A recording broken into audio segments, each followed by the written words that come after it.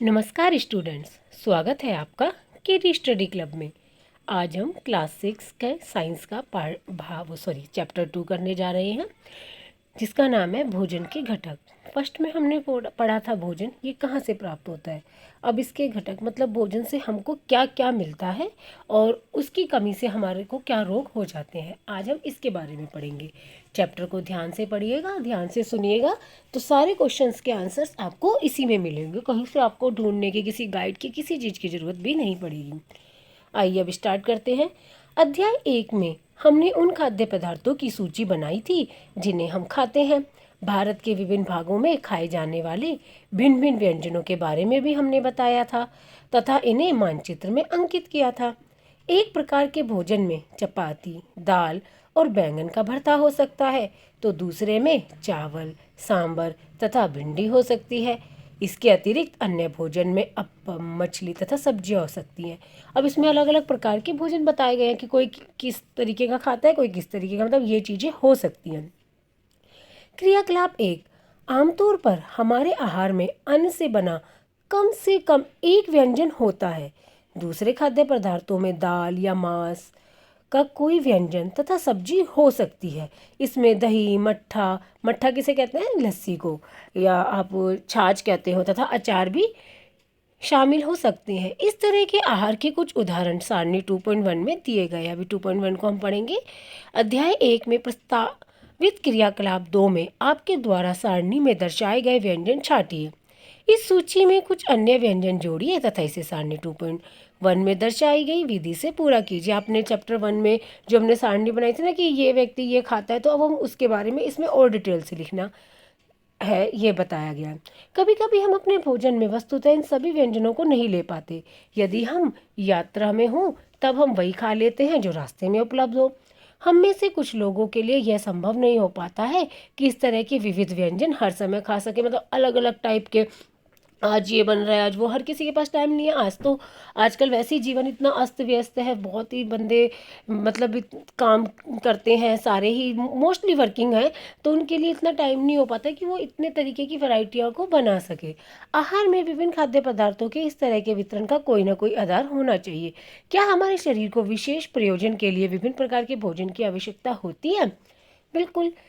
विभिन्न 2.1 विभिन्न प्रकार के खाद्य पदार्थों में क्या होता है। पहले हम इस सारणी को देख लेते हैं। विभिन्न क्षेत्रों या राज्यों के कुछ सामान्य भोजन, जैसे पंजाब है। पंजाब राज्य में मेन जो माना जाता है ना, मक्के की रोटी, सरसों का साग कहते हैं, तो मक्के की रोटी और दाल या मांस में क्या खाते हैं, वो राजमा, उनका राजमा चावल भी फेमस है। सब्जियां सरसों का साग कहते हैं, और अन्य व्यंजन क्या है, दही और घी। इसी तरीके से आंध्र प्रदेश में जो अन्न का व्यंजन है वो क्या है, चावल, और दाल में, मांस में वो अरहर की दाल तथा रसम लेते हैं। सब्जियों में कुंदरू, और अन्य व्यंजन उनका क्या, मट्ठा, घी और अचार। अब हम 2.1 को पढ़ेंगे। विभिन्न प्रकार के खाद्य पदार्थों में क्या होता है, मतलब जो हम खा रहे हैं, जैसे हम राजमा खा रहे हैं या हम सरसों खा रहे हैं, कुछ भी खा रहे हैं, तो उसके अंदर क्या होता है।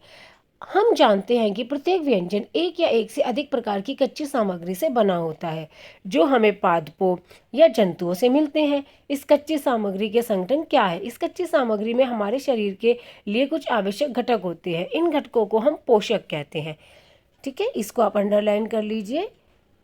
कच्ची सामग्री में हमारे शरीर के लिए कुछ आवश्यक घटक होते हैं। इन घटकों को हम पोषक कहते हैं।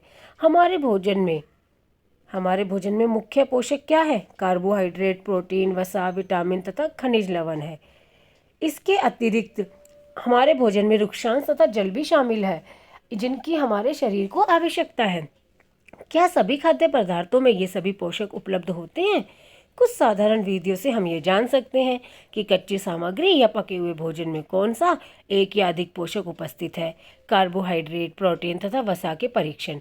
अब हम इन तीनों चीज़ों का परीक्षण करेंगे कि किस में कार्बोहाइड्रेट है, किस में प्रोटीन और किस में वसा है।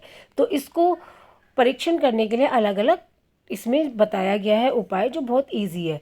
अन्य पोषकों के परीक्षणों की अपेक्षा सरल है, मतलब जो और भी परीक्षण है उनसे ये ईजी है। आइए हम इन परीक्षणों को करके परीक्षणों को सारणी 2.2 में लिखे। अब हम ये परीक्षण करेंगे और इधर सारणी दी हुई है 2.2, उसमें लिख देंगे कि किस में कार्बोहाइड्रेट है, किस में प्रोटीन है और किस में वसा है। इन परीक्षणों को करने के लिए आपको आयोडीन कॉपर सल्फेट चाहिए। आयोडीन, कॉपर सल्फेट तथा कास्टिक सोडा की आवश्यकता होगी। आपको कुछ परख नलिया तथा ड्रॉपर की भी, अब ड्रॉपर से ही तो डालेंगे, जैसे देखो इस फोटो में दिखाया गया ना, ड्रॉपर से डाल रहे हैं। तो इन परीक्षणों को पके हुए भोजन तथा कच्ची सामग्री पर करें, या तो पका हुआ ले लें या कोई कच्चा भोजन ले लें। इन परीक्षणों से प्राप्त प्रेक्षणों को सारणी 2.2 में दर्शाए गए तरीके से लिख सकते हैं। इस सारणी में कुछ खाद्य पदार्थ दर्शाए गए हैं। अपना परीक्षण इन पर या अन्य किसी उपलब्ध खाद्य पदार्थ पर कर सकते हैं। इन परीक्षणों को सावधानी से कीजिए और किसी भी रसायन को खाने या चखने का प्रयास मत करना। जो भी आप रसायन लेंगे, जो आयोडीन, कॉपर सल्फेट है, कास्टिक सोडा है, इसको चखना नहीं है, ठीक है। यदि आवश्यक विलयन तत्काल उपलब्ध नहीं है तो आपके अध्यापक निम्न विधि से उन्हें तैयार करा सकते हैं। मतलब अगर ये उपलब्ध नहीं है तो वो एक अलग तरह विधि से आपके टीचर वो उपलब्ध आपको करवा देंगे। आइए विभिन्न खाद्य पदार्थों की जांच करके देखें कि किसमें कार्बोहाइड्रेट उपस्थित है। अब हम क्या पता लगाएंगे कि किसमें कार्बोहाइड्रेट है। कार्बोहाइड्रेट कई प्रकार के होते हैं। हमारे भोजन में पाए जाने वाले मुख्य कार्बोहाइड्रेट मंड तथा शर्करा के रूप में होते हैं। कार्बोहाइड्रेट का कैसे पता चलेगा? मंड या शर्करा से। यदि किसी में मंड या शर्करा है तो इट मीन्स उसमें कार्बोहाइड्रेट है। यदि किसी खाद्य पदार्थ में मंड है तो हम इसका आसानी से परीक्षण कर सकते हैं। अब हम कैसे पता लगाएंगे कि इस खाद्य पदार्थ में मंड है? तो ये हम देखो इससे पता लगाएंगे। पढ़ते हैं मंड के लिए परीक्षण, क्रियाकलाप 2। परीक्षण के लिए खाद्य पदार्थ या कच्ची सामग्री की अल्प मात्रा तो थोड़ी सी मात्रा लीजिए, ताकि आप अगर उसे यूज़ करेंगे तो फिर वो तो चीज़ आपको फेंकनी पड़ेगी, खा तो सकते नहीं है, तो इसलिए थोड़ी सी चीज़ पर इसका उपयोग करेंगे। इसमें तनु आयोडीन विलयन की 2 या 3 बूंदें डालने। किसकी? आयोडीन विलयन की 2 या 3 ही बूंदें डालिए। यदि खाद्य पदार्थ के रंग में होने वाले परिवर्तन को देखना, ठीक है, परिवर्तन यदि वह नीला या काला हो गया है तो यह रंग क्या दर्शाएगा? यह नीला या काला रंग मंड की उपस्थिति दर्शाता है। इसका मतलब कि इसमें कार्बोहाइड्रेट है। इस परीक्षण को किसी अन्य खाद्य पदार्थ के साथ दोहराएं और जांच कीजिए कि किसमें मंड है। अपने परीक्षणों को सारणी 2.2 में लिखिए। जैसे आप आलू ले लो, मूली ले लो, गाजर ले लो, आप इस पे ये सब ट्राई कर सकते हैं। फिर आप देख सकते हैं कि किसमें मंड है या शर्करा है। वो नीला या काला हो जाता है तो इसका मतलब उसमें कार्बोहाइड्रेट है। अब हम पता लगाएंगे प्रोटीन का कि क्या इसमें प्रोटीन है या नहीं। प्रोटीन के परीक्षण के लिए किसी खाद्य पदार्थ की थोड़ी सी मात्रा लीजिए। जिस खाद्य पदार्थ का परीक्षण करना है, यदि वह ठोस है तो पहले उसका पेस्ट अथवा चूर्ण बनाने की आवश्यकता होती है। ये हम किसी ठोस पे नहीं कर सकते। जैसे हमने कार्बोहाइड्रेट के लिए तो सीधा आलू ले लिया या ऐसा कुछ ले लिया, इसके लिए ऐसा नहीं है। इसके लिए पहले हमें उसे चूर्ण या पेस्ट बनाना पड़ेगा। खाद्य पदार्थ की थोड़ी मात्रा को पीसकर या मसलकर उसके चूर्ण को एक साफ परख नली में डाल दें और 10 बूंद जल डालकर उसे अच्छी तरह हिलाएं, मतलब एक लिक्विड टाइप का थोड़ा सा बना ले। अब ड्रॉपर की सहायता से परख नली में 2 बूंद कॉपर सल्फेट का विलयन। अब हमें प्रोटीन के लिए किसका विलयन चाहिए? कॉपर सल्फेट का विलयन तथा 10 बूंद कास्टिक सोडा, और 10 बूंद हमें चाहिए कास्टिक सोडा। 2 बूंद कॉपर सल्फेट, 10 बूंद कास्टिक सोडा। अच्छी तरह हिलाकर कुछ मिनट के लिए परख नली को रख दीजिए। आपने क्या देखा? क्या परख नली का पदार्थ बैंगनी रंग का हो गया है? बैंगनी रंग खाद्य पदार्थ में प्रोटीन को दर्शाता है। बैंगनी रंग किसको दर्शाता है? प्रोटीन को दर्शाता है। अब आप इस परीक्षण को किसी दूसरे खाद्य पदार्थ के साथ दोहरा सकते हैं। अब हम करेंगे वसा के लिए। क्या इसमें वसा है या नहीं? ये तो बहुत ही ईजी, आप अभी भी इसको कर सकते हैं। खाद्य पदार्थ की अल्प मात्रा लीजिए, इसे एक कागज के टुकड़े में लपेटकर कूटिए। ठीक है, इसको कूटना है, ध्यान रखें कागज फट ना जाए। अब कागज को सीधा कीजिए और ध्यानपूर्वक देखिए, क्या इस पर तेल के धब्बे हैं? कागज को किसी प्रकाश के सामने लाएं। क्या आपको इस धब्बे से होकर आने वाला धुंधला प्रकाश दिखाई दे रहा है? मतलब कि एक तरीके से ना तो वह पारदर्शी होता है और ना ही वो, पता है, हल्का धुंधला धुंधला सा तेल लगा के जैसे हो जाता है ना, चिकना चिकना। आप इसका जो उपयोग कर सकते हैं ना, मूंगफली को कूट के कर सकते हैं, बहुत अच्छा होएगा इसमें। कागज पर तेल का धब्बा खाद्य पदार्थ में वसा की उपस्थिति दर्शाता है। कागज पर तेल का धब्बा वसा की उपस्थिति दर्शाता है। खाद्य पदार्थ में कभी कभी जल की भी कुछ मात्रा हो सकती है। हो सकता है उसमें पानी हो, तो अब पानी है तो क्या करेंगे?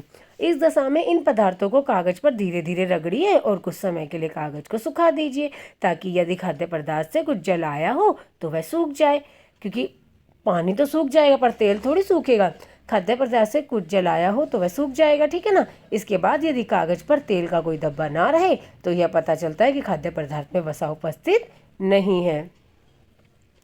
ये परीक्षण क्या दर्शाते हैं? क्या वसा, प्रोटीन तथा मंड उन सभी खाद्य पदार्थों में उपस्थित है जिनका आपने परीक्षण किया है?